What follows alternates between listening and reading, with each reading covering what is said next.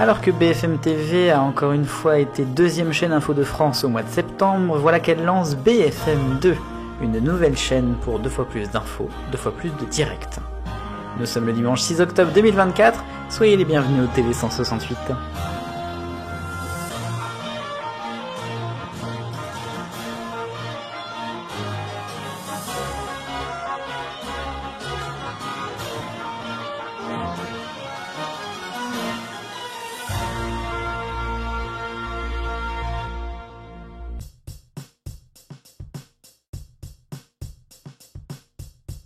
Bonjour à tous, c'est à la une ce dimanche du TV 168, la nouvelle chaîne de BFM TV, la nouvelle déclinaison BFM 2. On a vu depuis quelques années des nouvelles chaînes plutôt en région, avec les BFM Alsace, les BFM d'ici, les BFM Grand Lille, enfin j'en passe. Le développement de ces BFM est un petit peu stoppé parce que un groupe ne peut pas avoir autant de chaînes locales qu'elle veut. Donc une nouvelle chaîne nationale, mais surtout 100% digitale, a été lancée officiellement cette semaine. Les premiers directs ont eu lieu dès le 25 septembre. Il s'agit donc de BFM 2. On a vu Nicolas de Taverneau qui l'a présenté lors d'une conférence de presse. Forcément, c'est lui maintenant qui est à la barre du pôle TV. Pôle TV qui donc a lancé ce BFM 2. Alors c'est une chaîne différente, complémentaire, vraiment, qui ne remplacera pas BFM TV, mais qui proposera plutôt des directs de façon brute, un peu comme on peut le voir sur internet, comme sur Twitch, des directs où on peut voir pendant 1 heure et en intégralité un événement, une conférence, enfin voilà, ça peut être un petit peu de tout. BFM 2 donc s'articule ainsi à l'antenne. On a forcément toujours cette news bar, et puis on retrouve aussi une barre sur la droite avec ce qui est à suivre dans le programme. Un programme d'ailleurs qui n'est pas forcément très établi, puisque on est sur du direct principalement.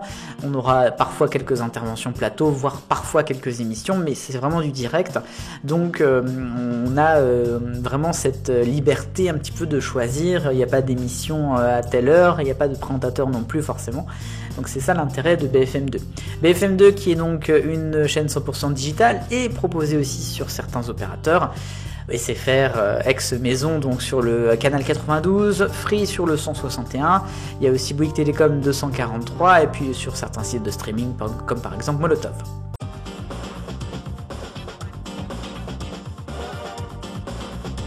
C'est votre question 168. Alors Emilien des 12 coups de midi sera-t-il là selon vous encore en 2025? Vous avez été en très grande majorité à répondre oui, 74%, le non arrive donc derrière avec 26%. Bon oui, c'est quasiment sûr qu'il y soit, après pour toute l'année, ça c'est moins sûr quand même. Nouvelle question donc, j'en parlais dans la une, est-ce que BFM 2 selon vous sert à quelque chose?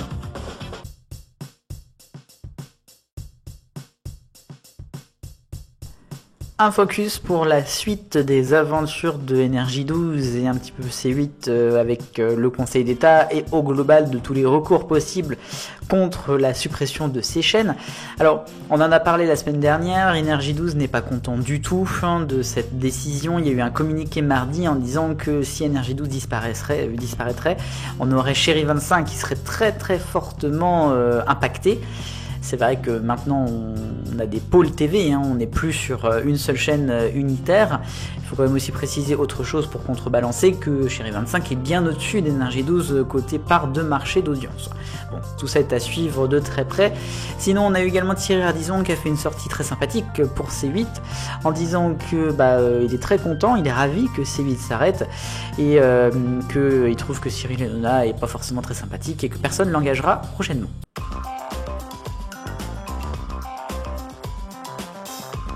Le rayon des autres actus de cette semaine est le football et le feuilleton interminable, et je peux vous dire que c'est reparti pour 5 ans de la Ligue 1 avec Canal+, qui pourrait peut-être revenir en jeu, puisqu'en fait beIN Sport n'a toujours pas payé son premier mois à la LFP, à la Ligue de football, toujours suite à ces tractations qui n'avancent pas. En fait, ils aimeraient pouvoir sous-licencier le seul match qu'ils ont par journée, et pourquoi pas donc à Canal+.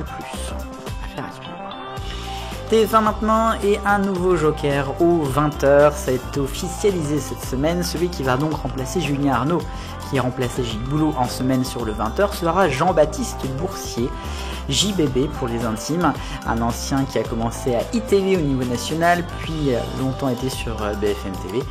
Il présente toujours la matinale de LCI. Il s'absentera donc plusieurs semaines par an pour faire le 20h en semaine en remplacement de Monsieur Boulot. Et TF1 toujours, puisque dans 6 jours maintenant, ce sera le lancement de la 12e saison de la Star Academy, cette saison qui va avoir beaucoup de fil à retordre après la magnifique saison de l'année dernière, qui a été absolument incroyable et magique. On a une deuxième candidate qui a été dévoilée cette semaine, après Emma lors de la conférence de presse. Voici Marine, qui a été surprise par Karima Charny dans un café. Ce sera donc une des candidates à suivre à partir de samedi. Et puis une info à l'étranger, je veux parler de ITV, ma chaîne de cœur donc en Royaume-Uni. Et je voulais féliciter Lauren Kelly, une animatrice de la matinale notamment, mais qui maintenant a une émission depuis la moitié carrément de ses 40 ans, qui est en fin de matinale entre 9 et 10 heures. Lauren Kelly donc a célébré ses 40 ans dans la télévision du matin. Elle a commencé en 1984 et c'est une reine là-bas.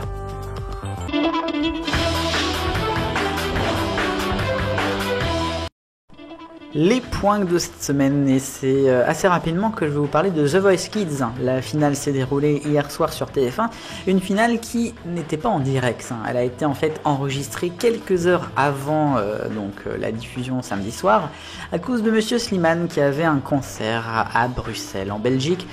Et ça m'énerve un petit peu parce que bon, évidemment les artistes ont le droit d'avoir des concerts, mais j'imagine quand même qu'il savait très longtemps à l'avance qu'il allait faire The Voice Kids et en même temps ce concert. Je trouve ça vraiment dommage, c'est pas le premier et ça sera pas le dernier, mais ça montre que la télé passe après beaucoup de choses, de plus en plus désormais.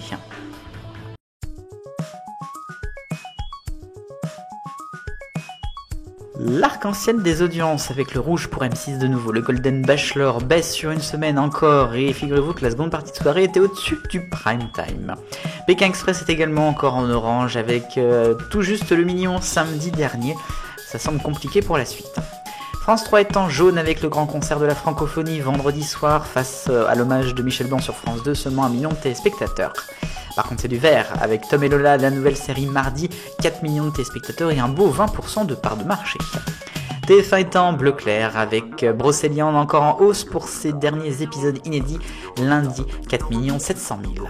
Pour ce qui est du bleu foncé, c'est France 2, avec donc l'hommage à Michel Blanc vendredi soir, Je vous trouve très beau, a fait plus de 5 millions de téléspectateurs, presque 30% de part de marché. Et puis le violet pour HPI sur TF1 qui lui passe les 30% et les 6 millions de téléspectateurs en baisse sur une semaine par contre. Les audiences de septembre 2024, très attendues. Et c'est donc TF1 qui reprend son leadership après 2 mois. France 2 et France 3 donc en grosse baisse, c'est normal. M6 remonte mais c'est quand même très léger. France 5, C8, CNews en grande forme comme TMC aussi. BFM un petit peu en moindre mesure. Petite baisse pour Arte, mais sinon toutes les autres chaînes sont en hausse, comme vous le voyez, notamment pour Sister, presque 2%. C'était également une hausse avec France Info qui passe à 1%, félicitations à elle.